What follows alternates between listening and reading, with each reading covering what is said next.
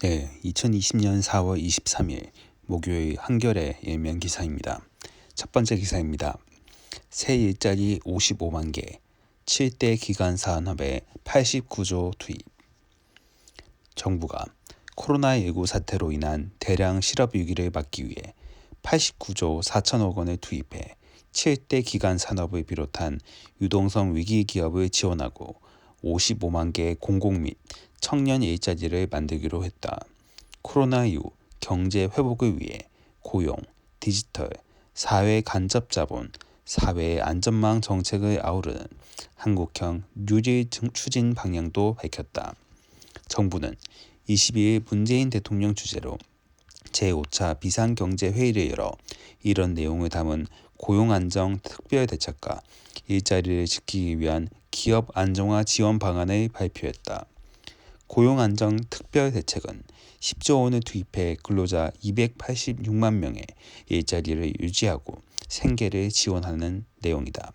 공공 및 청년 일자리 55만 개를 만들고 고용보험 사각지대에 있는 영세 자영업자, 무급 휴직자, 특수 형태 근로 종사자, 프리랜서 93만 명에게 월 50만 원씩 3개월간 긴급 고용 안정 지원금을 준다. 기업이 무급 휴직으로 고용을 유지할 경우 근로자당 월 50만 원씩 3개월간 지원해 총 52만 명의 재직자가 보호받을 수 있도록 했다. 실업자 등 구직 활동을 하는 이들 86만 명에게 생계, 재취업 지원금도 지급한다. 정부는 이번 지원 대상이 지난해 연간 실업자 115만 명의 2.5배이고 지원 규모도 올해 일자리 예산 25조 5천억 원의 40% 수준이라고 설명했다. 또 코로나19로 심각한 경영위기에 처한 7대 기간 산업, 항공, 해운, 조선, 자동차, 일반기계, 전력, 통신 등을 지원하기 위해 40조 원의 기간산업 안정기금을 조성한다. 국민 세금이 투입되는 만큼 일정 기간 고용 유지, 경영진의 도덕적 해이 방지, 정상화 이후 이익 공유 등을 전제 조건으로 지원할 계획이다. 이와 함께 기업 자금 조달을 위해 기존에 마련한 100조 원의 민생, 금융 안정 패키지에 39조 4천억 원을 더 늘리기로 했다.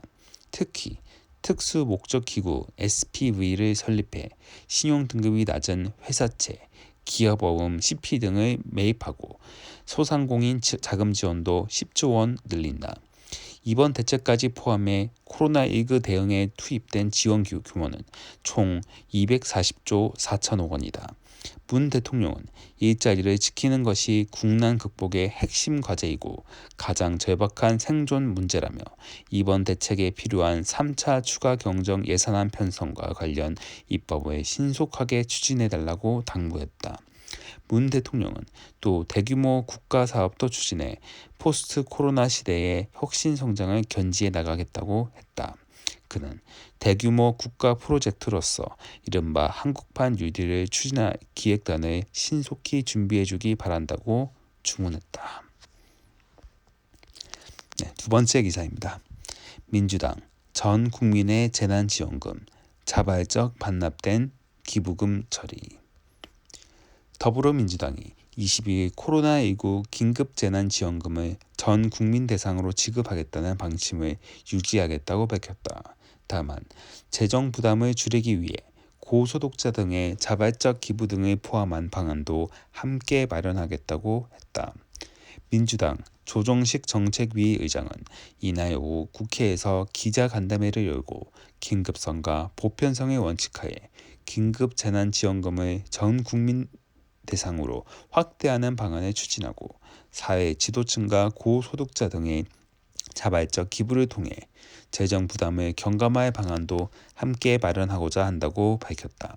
이어 자발적으로 지원금을 수령하지 않기로 의사를 표명한 국민에 대해 이 정신을 실현할 법적 방안을 마련하겠다며 이를 기부금에 포함시켜 기부금 세액공제를 부여하는 방안도 검토하겠다고 했다.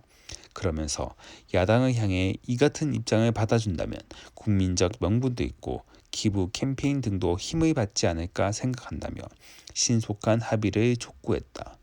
긴급재난지원금 지급 대상 확대에 필요한 재원은 추가 세출 조정이나 국채 발행으로 충당될 것으로 예상된다. 재난지원금의 규모는 원래 기준이었던 4인 가구당 100만 원을 유지할 것으로 보인다.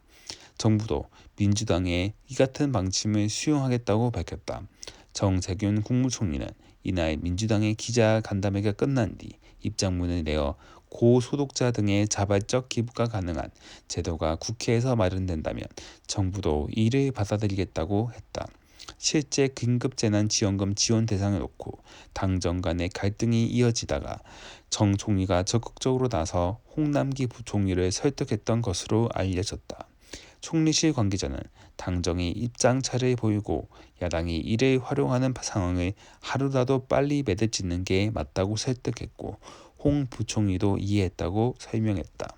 앞서 민주당은 선거 기간 동안 내세웠던 긴급재난지원금 전 국민 지급 공약을 지켜야 한다고 주장한 한편 기획재정부는 원래 당정이 합의했던 소득 하위 70% 기준을 지켜야 한다고 맞서면서 혼선을 빚었다.